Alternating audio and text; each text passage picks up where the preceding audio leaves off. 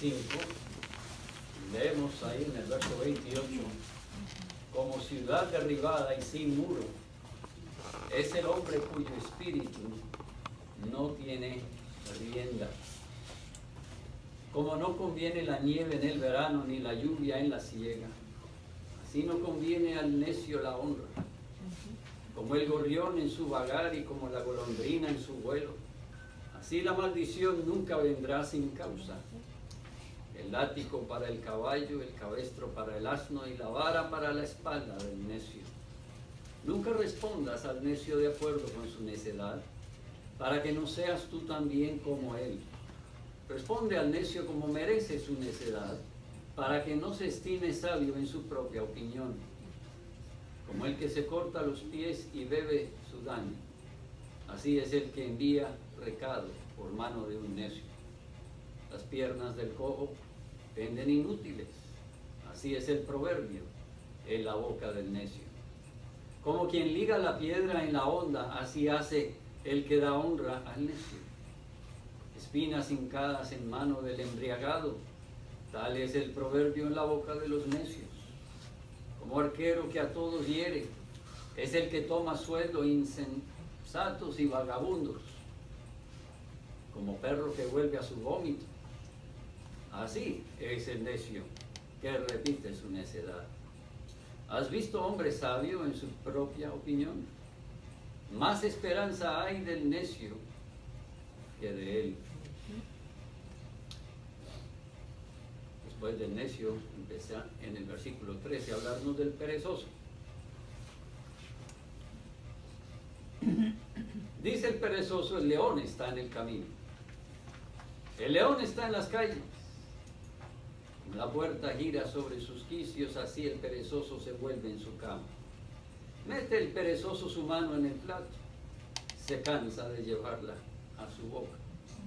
En su propia opinión, el perezoso es más sabio que 7 que sepan aconsejar. Ahora en el 17 nos empieza a hablar de uno que busca pleitos, se mete en lo ajeno. El que pasando se deja llevar de la ira en pleito ajeno es como el que toma al perro por las orejas. Versos 18 y 19 nos hablan de otro que alborota, como el que enloquece y echa llamas y saetas y muerte. Tal es el hombre que engaña a su amigo y dice, ciertamente lo hice por broma. ¿Qué tal? Y de otro nos habla en el versículo 20, el chismoso. Sin leña se apaga el fuego, y donde no hay chismoso, cesa la contienda. El carbón para brasas y la leña para el fuego. Y aquí nos habla de otro, el hombre rencilloso. ¿Para qué sirve? Para encender contienda. Las palabras del chismoso son como bocados suaves, penetran hasta las entrañas, como escoria de plata echada sobre el tiesto, son los labios lisonjeros y el corazón malo. Finalmente nos habla de uno que en términos actuales comunes llamaríamos el odioso. El que odia disimula con sus labios, mas en su interior maquina engaño. Cuando hablare amigablemente, no le creas, porque 7 abominaciones hay en su corazón. Aunque su odio se cubra con disimulo, su maldad será descubierta en la congregación. Que cava foso caerá en él, y al que revuelve la piedra sobre él le volverá. La lengua falsa atormenta al que ha lastimado, y la boca lisonjera hace resbalar.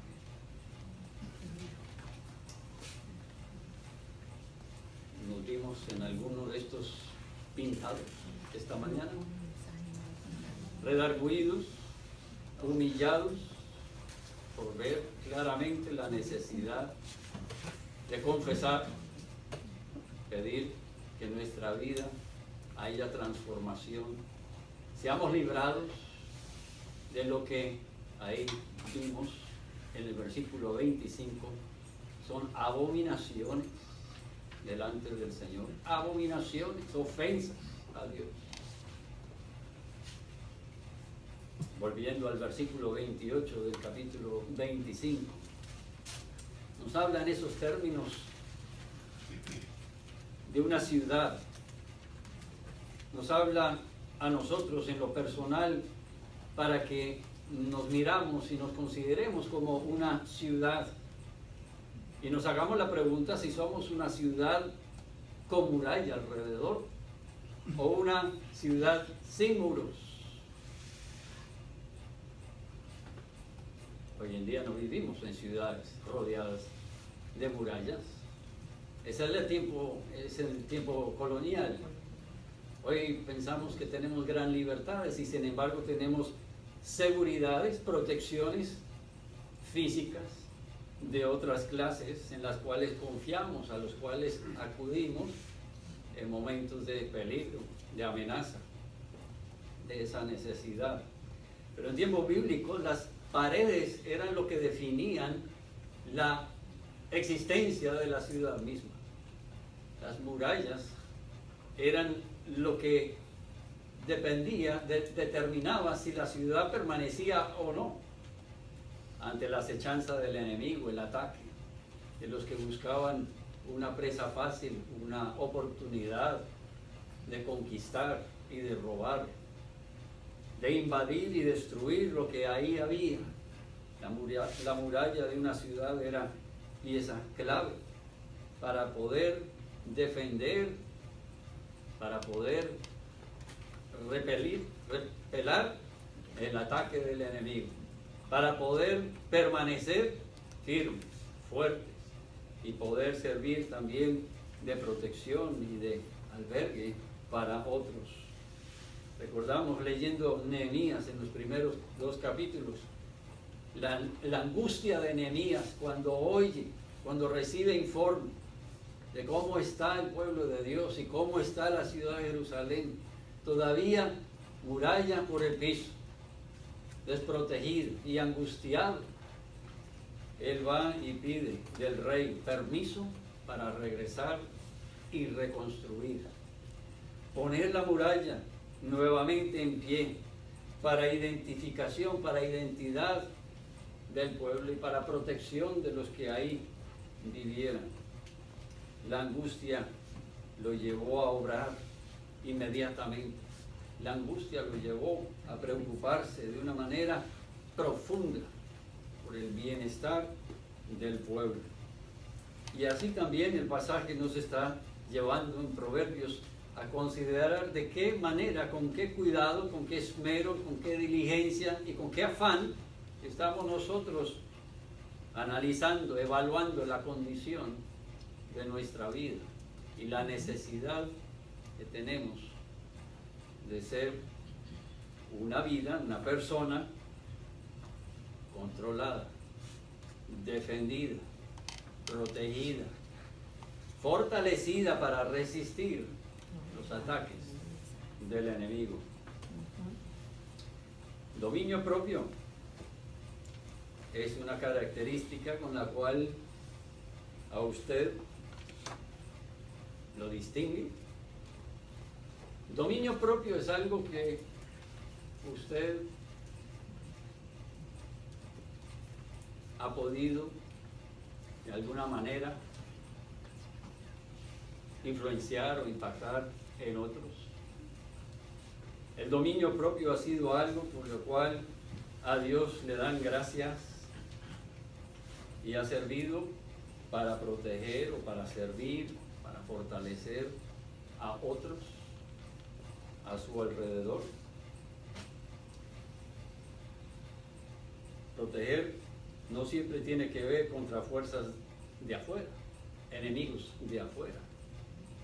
Los proverbios nos enseñan y a través de todas las escrituras a examinarnos a nosotros mismos, a ver en nosotros, en lo profundo de nuestro corazón y de nuestra mente, dónde estamos nosotros parados, cuál es el estado, cuál es la salud de nuestra vida ante los consejos de Dios.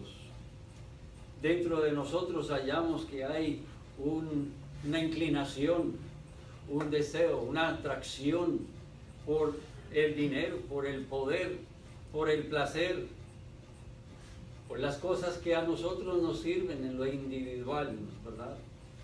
Son cosas que albergamos, que escondemos, que no queremos que otros sepan, pero son cosas que dentro de nosotros son bien conocidos para Dios, y que Dios llama a que tengamos delante de Dios plenamente expuestos y confesados, rendidos a Él, pidiendo que Él de ello nos libre, nos purifique, nos aparte para que seamos santos como Él es santo, apartados en santidad para su servicio y para su honra, no para servirnos a nosotros mismos.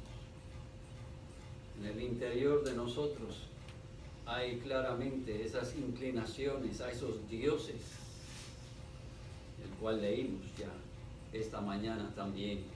Dioses que no son dioses, dioses que, como vieron, están escritas con la minúscula, porque son dioses falsos que hemos nosotros, sin embargo, estado adorando, sirviendo, acomodando, defendiendo, protegiendo, pero son dioses que nos llevan solo a destrucción, a condenación.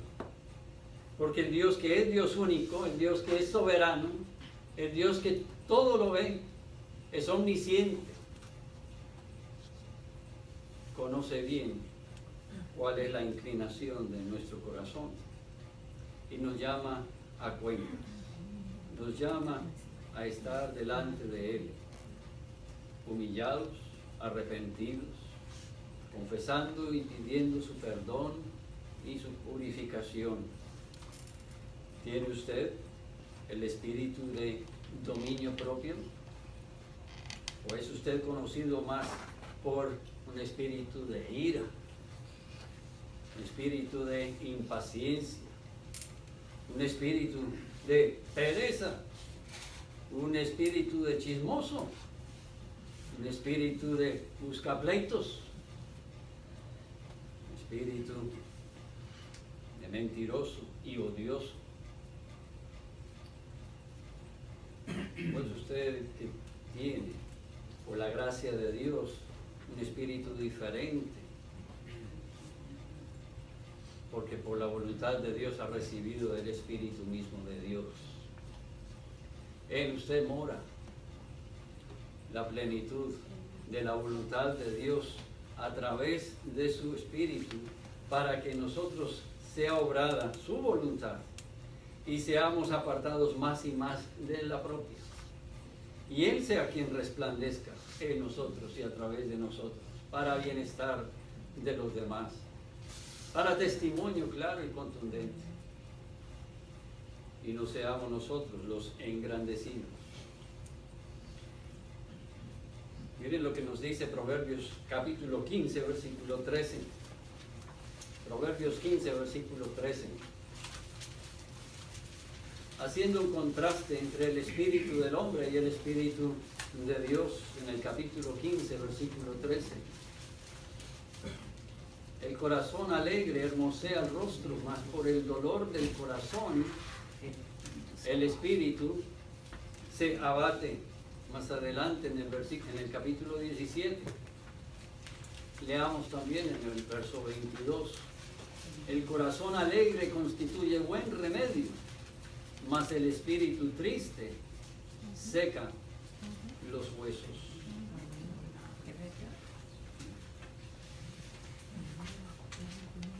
El estado y la consecuencia. La realidad que quizás a vista humana no es evidente, pero que en usted, en su interior, le afecta, el cual usted es bien consciente.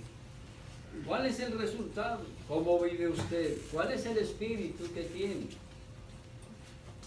¿Cómo se siente usted? ¿Gozoso? contristado, entristecido, angustiado. ¿Cuál es el espíritu que gobierna su vida? Un espíritu que lo lleva buscando, como el necio y el perezoso y el problemático y el odioso, el chismoso, buscando hacerle mal a otros, buscando quedar mejor que el otro, si bien no le desea el mal, por lo menos quedar por encima, tener la ventaja, el provecho, sacarlo. ¿Cuál es el espíritu? ¿Y cómo queda después? ¿Realmente satisfecho? ¿Realmente tranquilo? ¿Realmente gozoso? ¿O aún más martirizado por la angustia de no estar en control plenamente y no poderse alegrar al ver que a otros les va bien, o no poderse estar tranquilo hasta no saberlo todo y estar metido en todo lo que no le concierne? En fin, como nos ha hablado en estos versículos tan claramente, ¿cuál es el resultado de su vida, tanto en su vida personal como en la vida de los que le rodean? Miren lo que pasaba con Job en el capítulo 17, versículo 1 de Job. En su situación, en su condición, llegó aún a desesperarse de la vida misma, deseó la muerte. El salmista en Salmo 88, versículos 3 al 5, igualmente expresa esa angustia, esa situación que lo llevan al desespero, a pensar que mejor sería la muerte. Ese no es el Espíritu de Dios. No es el Espíritu que hemos leído que produce gozo, que trae tranquilidad, paz, felicidad a su vida.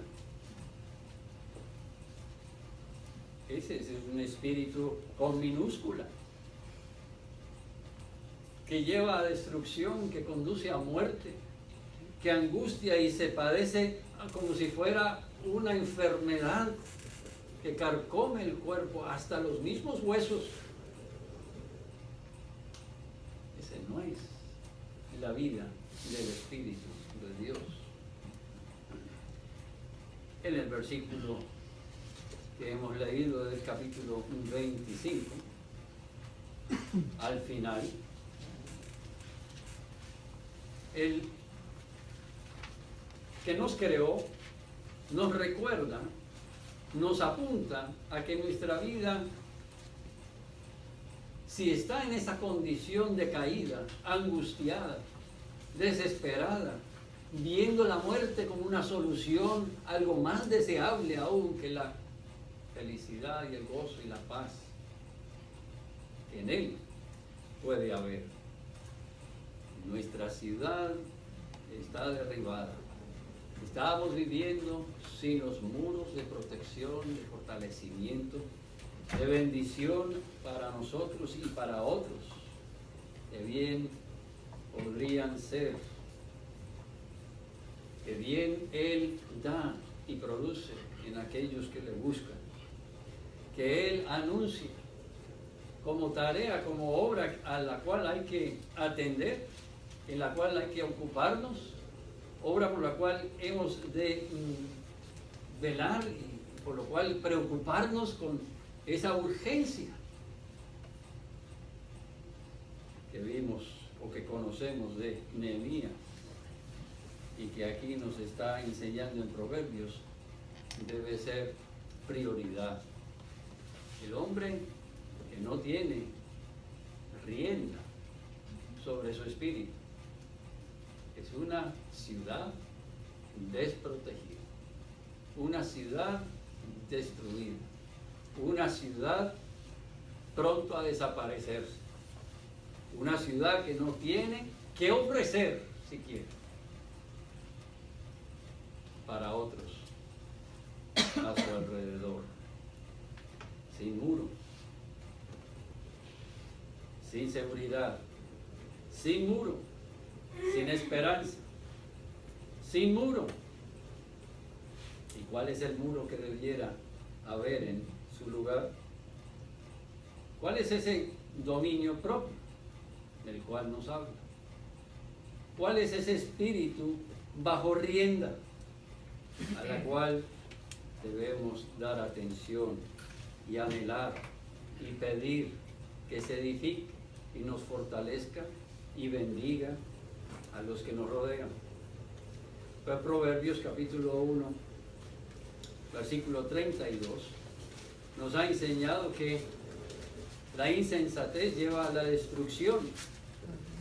Proverbios 6, versículo 15, nos ha enseñado que la persona que atiende a la necedad, que hace caso a la inclinación de su propio corazón, buscando engrandecerse a sí mismo, ciertamente llegará a calamidad. En contraste con eso, Proverbios capítulo 9, los primeros 6 versículos nos llevan a considerar lo que de lo alto recibimos por gracia y misericordia para nuestra esperanza y para nuestra transformación. Capítulo 9 de Proverbios. La sabiduría edificó su casa. Por supuesto, está hablando de manera personificada de la sabiduría.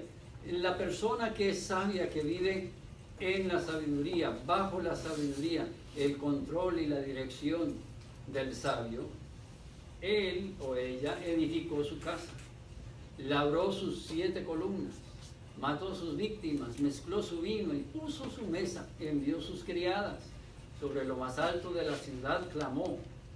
Dice a cualquier simple: ven acá. A los faltos de cordura dice: venid, comed mi pan y bebed del vino que yo he mezclado. Dejad las simplezas y vivid, y andad por el camino de la inteligencia. Vive y también provee para que otros vivan. Vive de esta manera, plena, satisfecha. Igualmente tiene que ofrecer algo que satisface, algo que otro anhela y no hallará, aparte de la sabiduría que viene de Dios. La sabiduría es el consejo con el cual Proverbios ha comenzado. ¿Recuerdan? El principio de la sabiduría es el temor a Dios. No es algo que nace dentro de mí, es algo que por mi esfuerzo, mis buenas intenciones y mis recursos reunidos yo puedo lograr y garantizar. Viene de lo alto, es del temor de Dios, producido en mí y para bendición de otros, para fortalecimiento de mi vida contra los ataques del enemigo, y para que ahí también, dentro de esas paredes, esas murallas de la sabiduría de Dios, de todo su consejo, de toda su provisión, estén seguros los que necesitan ser apartados de sí mismos primero y conocer que su vida no es para servirse a sí mismos, sino a Dios que los creó, al Dios que es único y verdadero, al Dios que es todopoderoso y proveerá perfectamente y plenamente para su cuidado. Es de Dios, en el temor de Él, es en Dios, es en su sabiduría donde hallamos verdadera libertad, seguridad y esperanza. Proverbios capítulo 1, 32 nos recuerda que aquel que viene a Él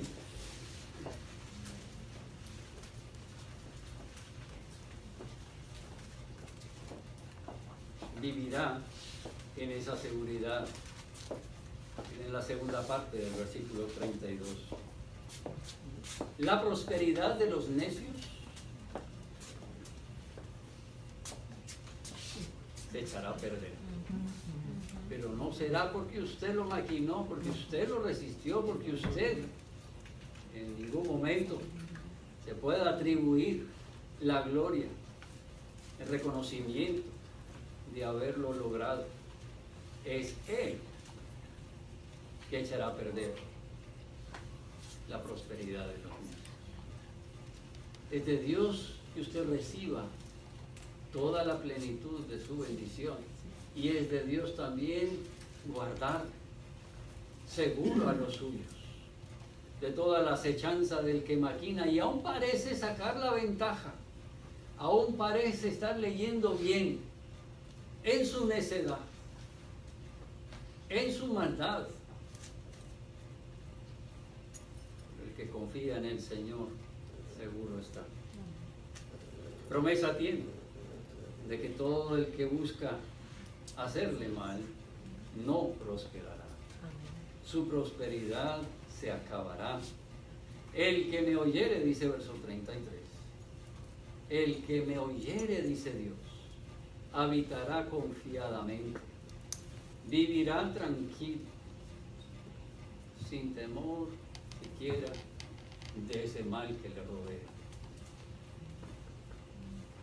Aunque ande por el valle de la sombra de muerte, estoy ahí, estando ahí, aún no temeré. La realidad es que sí nos rodearán, sí vendrán a atacar y buscarán invadir la ciudad, derribar las murallas.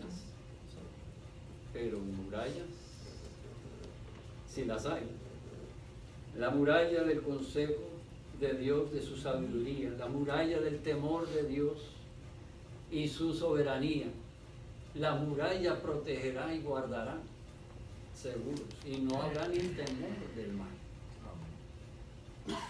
que claramente pueda estar rodeándonos. Confiamos en nuestro propio espíritu. Esta mañana estamos confiando en aquel que es el Dios único, todopoderoso, Dios que nos ha dado su palabra y nos promete que los que le buscan, todo le irá bien. Aún hará del mal salir el bien, para nuestro provecho, ciertamente, pero un provecho que no es personal, un provecho que viene a que nuestra vida a Él lo alabe, a Él le engrandezca, a Él le rinda tributo, a Él le reconozca, porque Él ha sido misericordioso y nos ha guardado de todo mal. Él mismo, quien se revela a nosotros ahí en Proverbios 3:19 y en Proverbios 8:30, se revela a sí mismo como la sabiduría.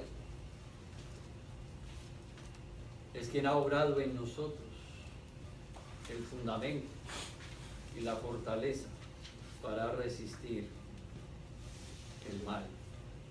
Es Él, dice Proverbios capítulo 8, del 22 en adelante, el que ha creado todas las cosas, el que sostiene igualmente y perfectamente todas las cosas. No clama la sabiduría, dice versículo 8 en adelante, y da su voz la inteligencia.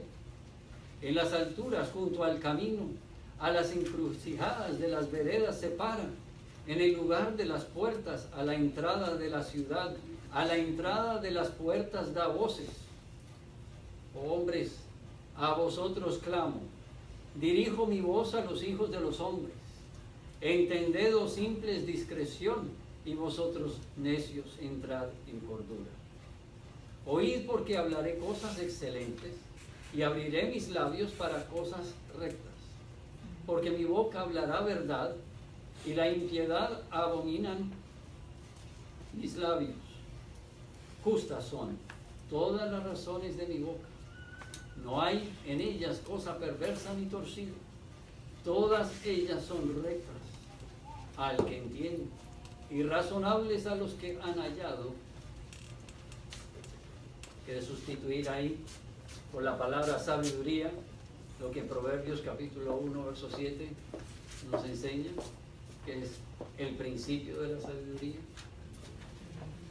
para quien o en quien hay temor de Dios. El temor de Dios.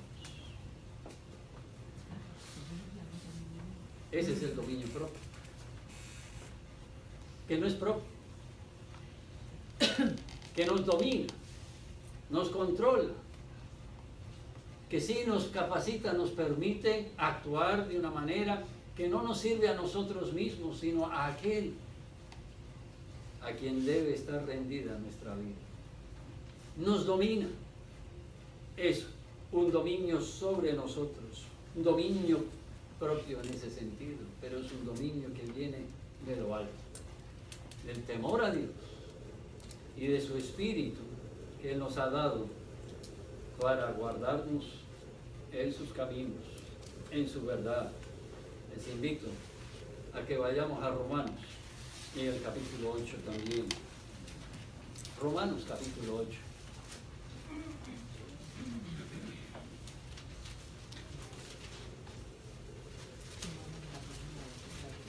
¿Cuántas veces leíamos aquí en el capítulo 8 esta semana?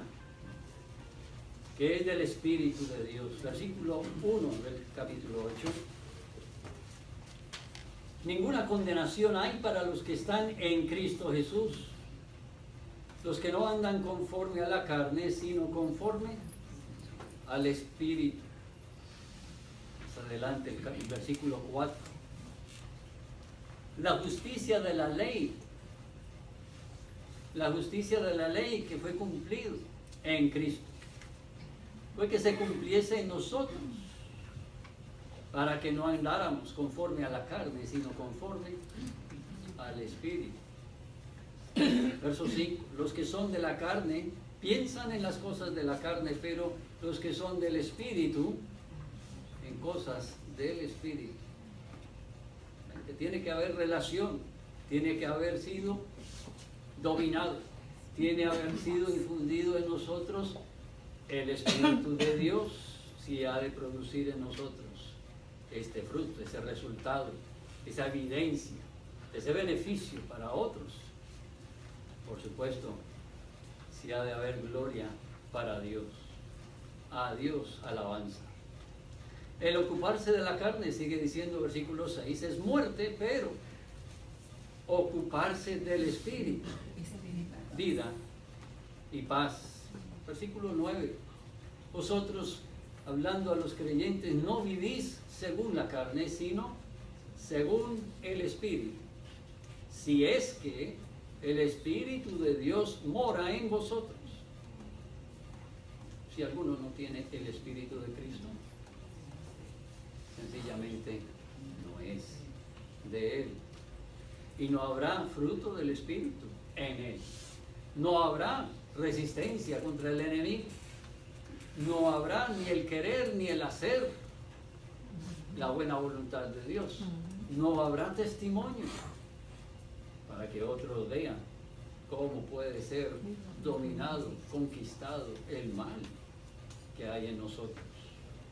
Pablo lo decía tan claramente en el capítulo 7, versículo 19 en adelante, hablando de sí mismo. La lucha que hay constantemente en la vida de él es para nosotros ejemplo, es para nosotros un reto también. En el hermano Pablo, esa lucha porque el conocimiento, el temor de Dios del cual él había sido convencido, que había penetrado en su vida, pero aún la realidad del pecado que moraba en su carne, contra la cual tenía que luchar diariamente, constantemente, porque la verdad de Dios, el temor de Dios, el Espíritu de Dios limpiara y purificara su vida y fuera su vida resplandeciente con la imagen misma de la estatura de Cristo. Hacia allá vamos, ¿es esa la meta? Nos hemos conformado con el estado descuidado de nuestra alma, de nuestra vida, de las murallas espirituales que deben de estar piedra sobre piedra defendiéndonos, pero están empolvadas sin mayor efecto cuando llegan las pruebas. cuando llega esa angustia y pensamos mejor sería la muerte que seguir en esto. O confiamos en que Dios, estando en el valle de sombra de muerte, nos librará. Que todo lo que Dios ha preparado de antemano para los suyos se nos dará. Y seremos librados del enemigo, porque Él nos guardará, como es su promesa, hasta el día final. Y lo aguardamos con esperanza y con gratitud, porque Él es fiel a sus promesas, porque Él es Dios y no miente, porque Él ha hablado y siempre ha cumplido. Gracias doy a Dios, dice Pablo, versículo 25, el capítulo 7 de Romanos. Doy gracias a Dios por Jesucristo, Señor nuestro, porque aparte de Él no hay esperanza, porque aparte de la obra y el sacrificio de Cristo no hay salvación, no hay liberación, no hay cómo superar la maldad que aún hay en mí. No hay cómo volver a edificar estas murallas, estas piedras. No hay cómo resistir al enemigo que anda constantemente y con diligencia buscando devorar al que no está ocupado en la tarea, en la disciplina espiritual de fortalecer las murallas. Tenemos ese cuidado en nuestra vida si somos espirituales, si vivimos conforme al Espíritu.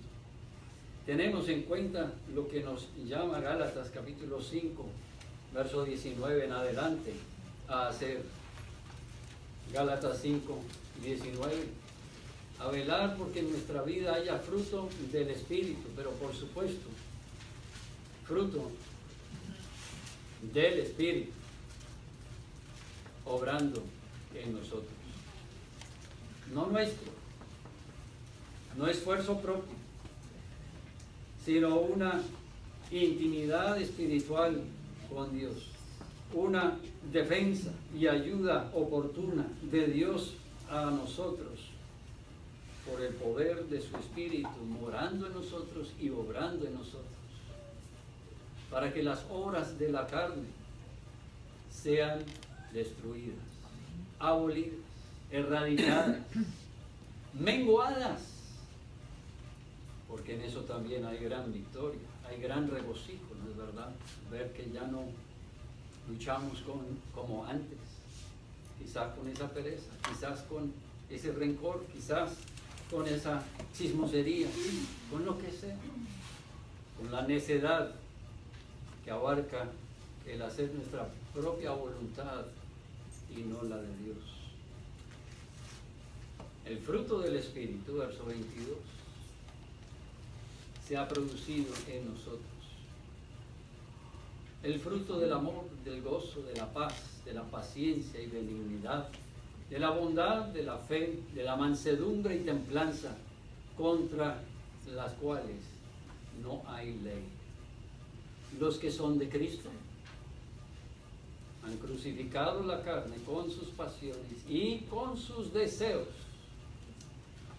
para ahora vivir por el Espíritu, verso 25, para vivir por el Espíritu, andando por el Espíritu, no siendo vanagloriosos, ni buscando cómo irritarnos unos a otros, ni envidiándonos unos a otros, sino en el fruto del Espíritu, para que heredemos el reino de los cielos, para heredad segura y aguardada para los que son hijos de Dios. ¿Quiénes son hijos de Dios? Pues los que viven por el Espíritu, no los que por sus obras han logrado ganar el favor de Dios, sino los que han nacido por el Espíritu. Juan 3, verso 3 al 7. Evangelio de Juan, capítulo 3.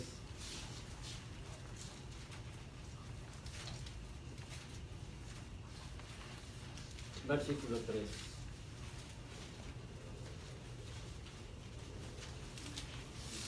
¿Ha pensado que el cristianismo es ponerse unas metas, hacer el esfuerzo, volver a intentar año tras año en algún aniversario, a cumplir las cosas perfectamente? O tomando el consejo que hemos recibido esta mañana otra vez, tomando el consejo de la palabra, leyendo y meditando y atendiendo a lo que la palabra misma de Dios nos dice, entendemos que el nacimiento espiritual, el caminar cristiano, no comienza conmigo, con el hombre, con usted mismo, es obra de Dios. ¿Ha nacido de nuevo? Como a Nicodemo Jesús le dijo que era necesario nacer del Espíritu, como dice claramente en el versículo 8 al finalizar. Nacer de nuevo, nacer del Espíritu.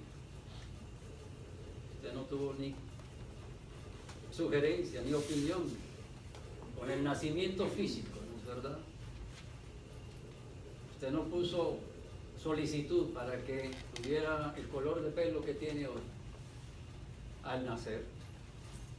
Mucho menos en lo espiritual, nacemos por voluntad de hombre, por voluntad de carne, que ya hemos visto es completamente descarriada y es ofensa contra Dios. Si hemos de nacer para gloria de Dios y ser de honra para Él, si hemos de poder resistir al enemigo y luchar contra el enemigo y vencer al enemigo y ser ayuda a otros que también necesitan ser apartados y salvos del enemigo, es necesario que seamos dominados, controlados por el Espíritu mismo de Dios. Su poder,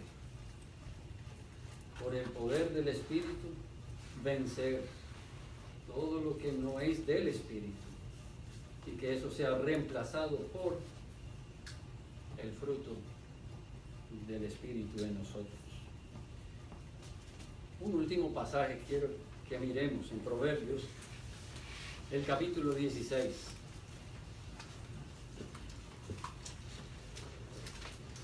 Proverbios capítulo 16.